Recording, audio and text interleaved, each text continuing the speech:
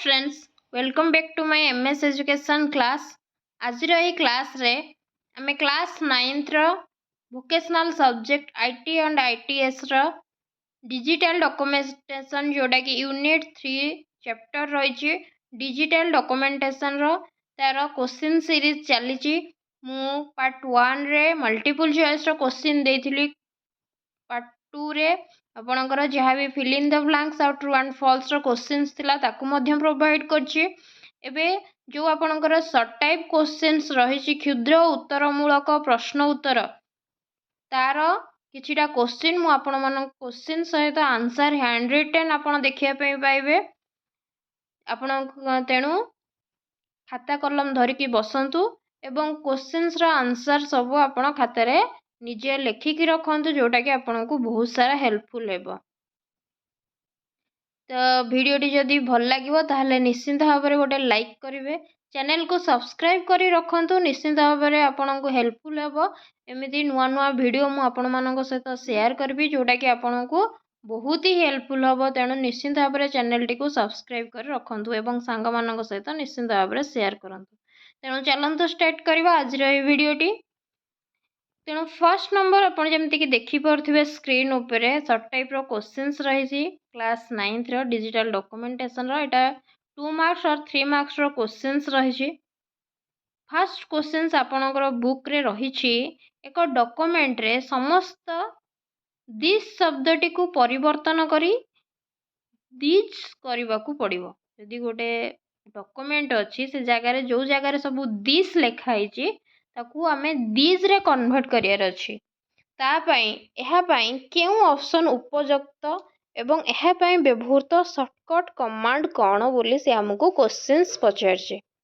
तेणु देखंतु एहा पाई फाइंड एंड रिप्लेस ऑप्शन जोटा कि उपयुक्त एडिट मेनू रे अछि। आपण एडिट मेनू जाई कि फाइंड एंड रिप्लेस ऊपर क्लिक करिवे। देन आपण जहाँ भी जो फाइंड जगह रे दिस लिखिबे और रिप्लेस जोड़ा करिया पई चाहिए ता जगह रे दिस बोली लिखिबे। तेणु दिस को फाइंड करिवे और रिप्लेस जो जगह रे आपणकर थिबो से जगह रे आपण दिस लिखिबे।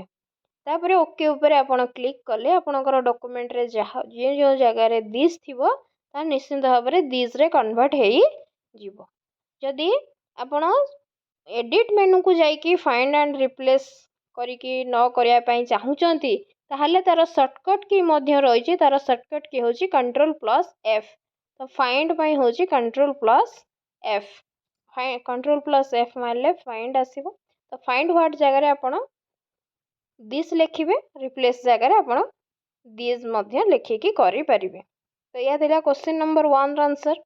देन क्वेश्चन नंबर 2 जिबा। मेल मर्ज पाई केउ दुईटी डॉक्यूमेंट जरूरी। तो क्वेश्चन नंबर 2 रे देइछि मेल मर्ज करबा पाई हमरो दुईटी डॉक्यूमेंट को दुईटा डॉक्यूमेंट जरूरी रही। तो मेल मर्ज पाई दुईटी डॉक्यूमेंट को लेकी गठित होता है मेल मर्ज। तो गोटी होची साधारण डॉक्यूमेंट बा फॉर्म लेटर जो थिरे साधारण डॉक्यूमेंट रहे एवं अन्यटी होची डॉट सोर्स जो थिरे भिन्न भिन्न एड्रेस स्टोर हेकी रही थाए। यह होची मेल मर्ज दीटा डॉक्यूमेंट गोटे होची साधारण डॉक्यूमेंट बा फॉर्म लेटर आउ गोटे होची डॉट सोर्स। तो ये दीटा डॉक्यूमेंट निहाती जरूरी मेल मर्ज पाई। तो डॉट सोर्स रे हमें विभिन्न प्रकार एड्रेस को स्टोर कर रखी थांती एवं साधारण डॉक्यूमेंट बा फॉर्म लेटर रे हमें साधारण डॉक्यूमेंट हिसाब रे सेटा रही थाए। देन हमें क्वेश्चन नंबर 3 देखिबा।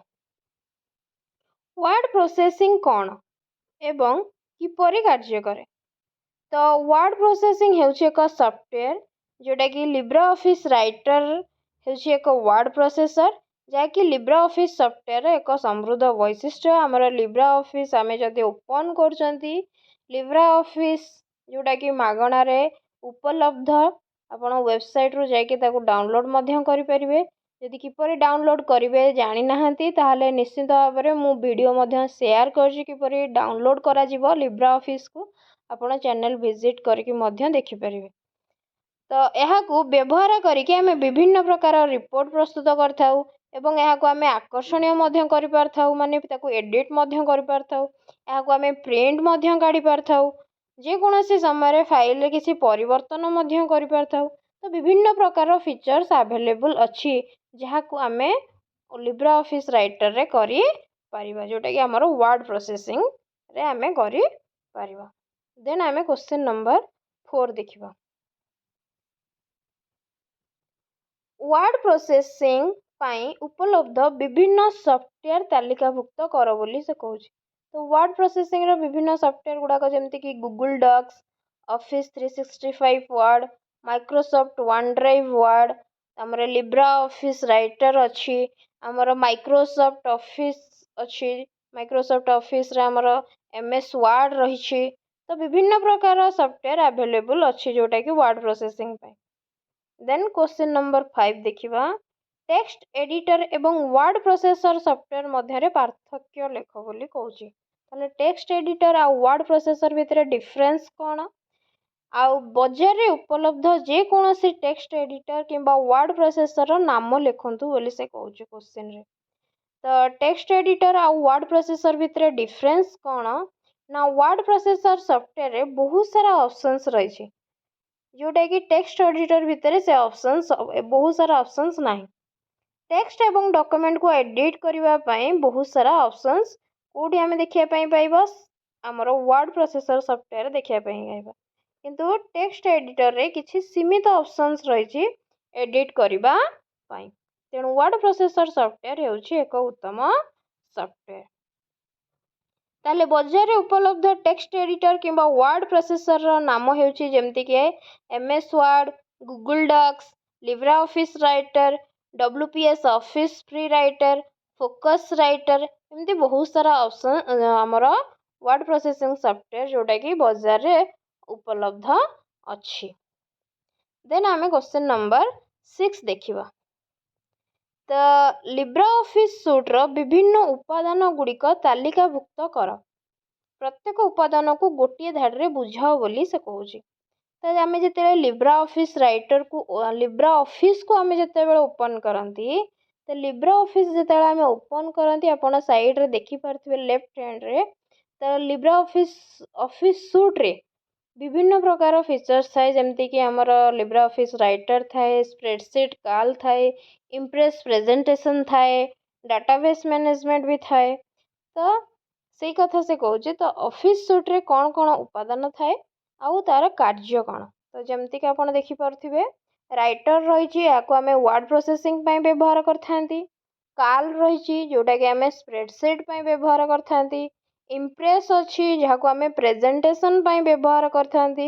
ଏବଂ ବେସ୍ ଅଛି, ଏହାକୁ ଆମେ ଡାଟାବେସ୍ ପରିଚାଳନା ପାଇଁ ବ୍ୟବହାର କରିଥାନ୍ତି।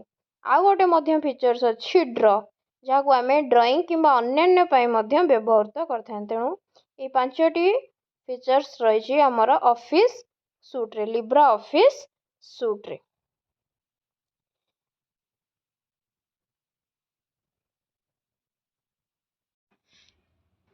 ଦେନ୍ ଆମେ କ୍ୱେଶ୍ଚିନ୍ ନମ୍ବର 7 ଦେଖିବା।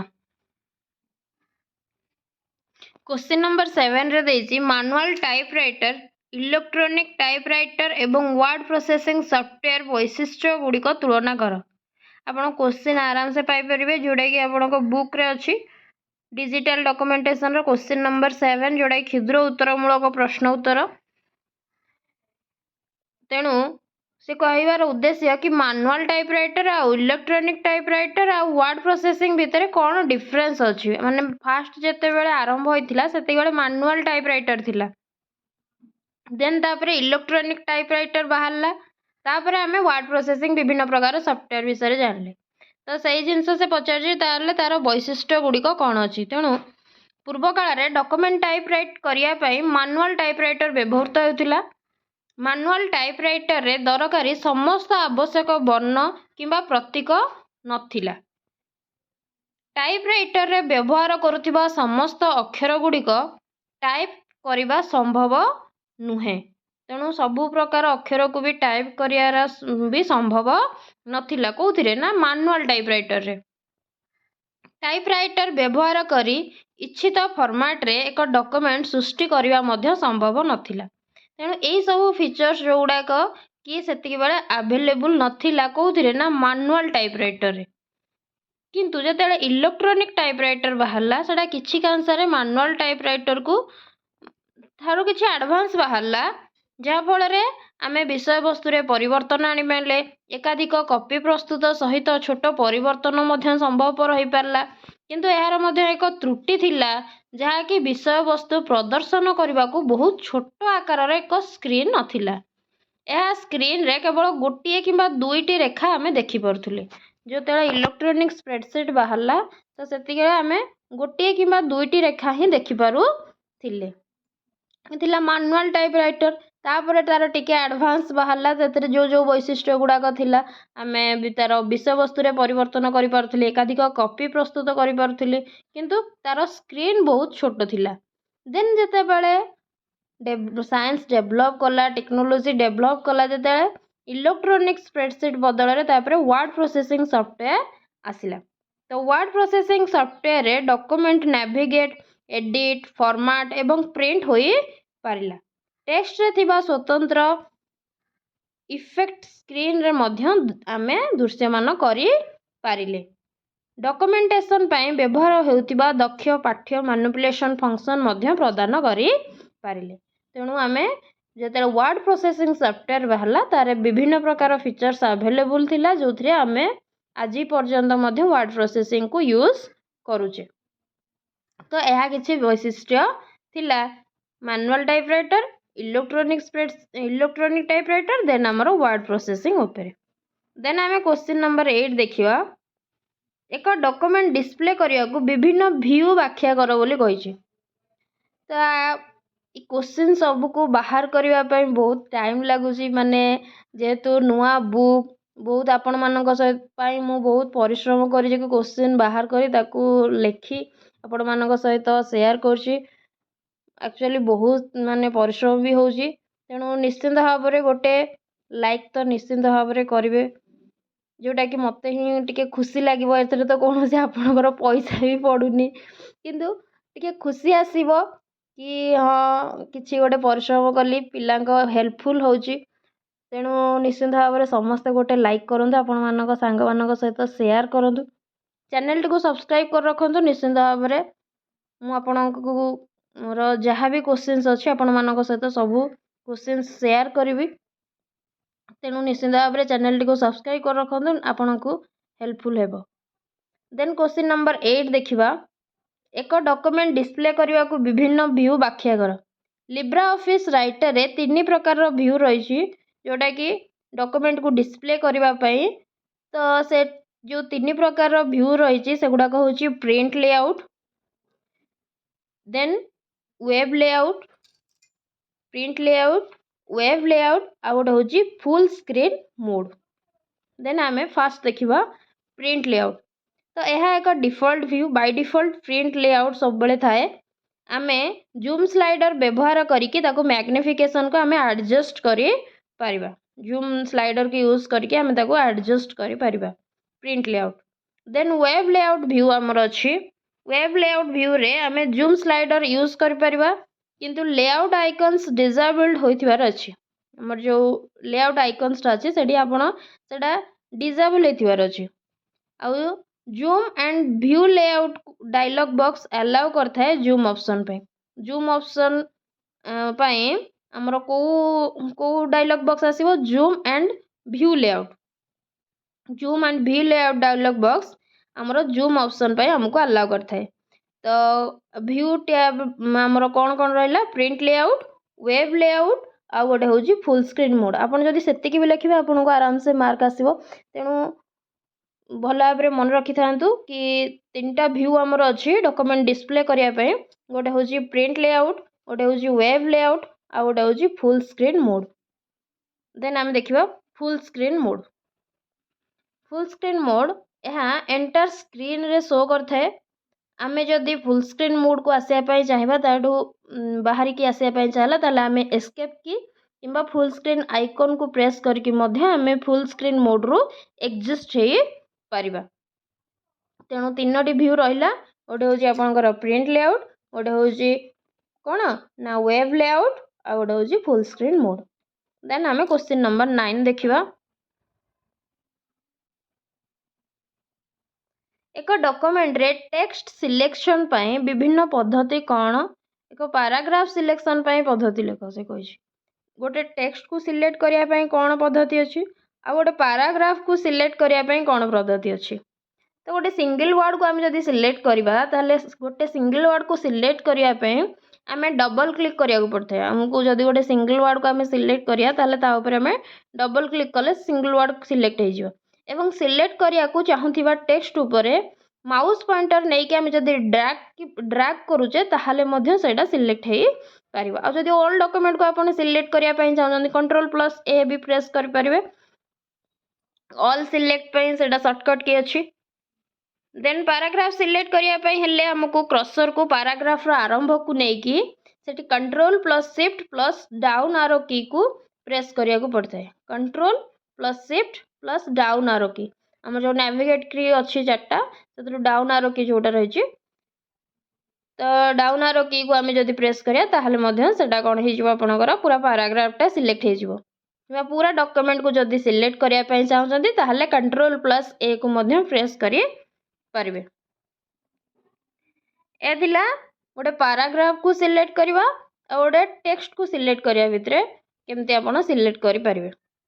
देन क्वेश्चन नंबर 10 देखंतु देछि विशेष वर्ण गुड़िक कौन आपन से गुड़ी को एक डॉक्यूमेंट रे किपरि सन्निवेश करि परिबे। तले जो हमर जो स्पेशल कैरेक्टर गुड़ाक अच्छी तो विशेष वर्ण गुड़ाक ताकू आम केमती डॉक्यूमेंट रे इंसर्ट करि परिया सन्निवेश करि परिया अर्थ इंसर्ट करि परिया। तो विशेष वर्ण गुड़ी को आम कीबोर्ड रे टाइप कर नाही जो गुड़ाक विशेष वर्ण अच्छे से गुड़ाक कीबोर्ड रे अवेलेबल ना तेणु ताकू आम कीबोर्ड रू टाइप कर ना किंतु बेले बेले किसी स्पेशल कैरेक्टर आमर व्यवहार करिया को पड़ता है जमती कि सिंबल टा आप देखिपुंट ये विभिन्न प्रकार सिंबल्स अच्छी तेणु लिब्रिऑफिस राइटर रे यही स्पेशल फीचर्स गुड़िक प्रदान करता है। लिब्रिऑफिस राइटर आमको ये स्पेशल कैरेक्टर गुड़ाकर फीचर्स अवेलेबल करी थाए तेणु आमको कौन करने पड़ो आमको इंसर्ट मेनू को जीवा पड़ो आम जो मेनू बार अच्छी से इंसर्ट अच्छी तो इंसर्ट ऊपर क्लिक करवा देन स्पेशल कैरेक्टर ऑप्शन को चूज करवा।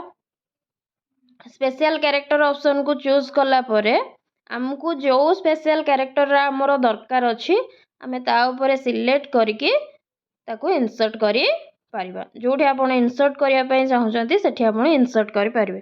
तेणु आई होप कि आपण माने बुझी पारथिबे केमती स्पेशल कैरेक्टर को आम आनी परिया।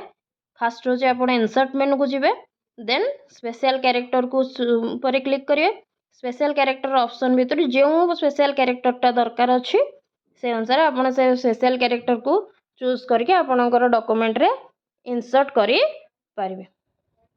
आई होप कि एटा थिला आपणकर डिजिटल डॉक्यूमेंटेशन जोटा कि यूनिट 3 क्लास 9 रो जहाँ भी क्वेश्चंस अच्छी क्षुद्र उत्तरमूलक मु MCQ क्वेश्चंस जहाँ भी थिला आपणकर पार्ट 1 वीडियो रे प्रोवाइड करथिली आपणकर फिल इन द ब्लैंक्स आउ जहाँ भी ट्रू एंड फॉल्स रो क्वेश्चंस थिला ताकू पार्ट 2 रे प्रोवाइड करछि एटा मोर पार्ट 3 रहिबो जो थरे के क्षुद्र उत्तरमूलकर 10टी क्वेश्चंस मु आपण मानक सहित शेयर करछि। आपण माने चाहिले याको खाता रे लिखि परिबे क्वेश्चन सहित आंसर जोटा कि आपन को एग्जाम रे बहुत सारा हेल्पफुल हबो।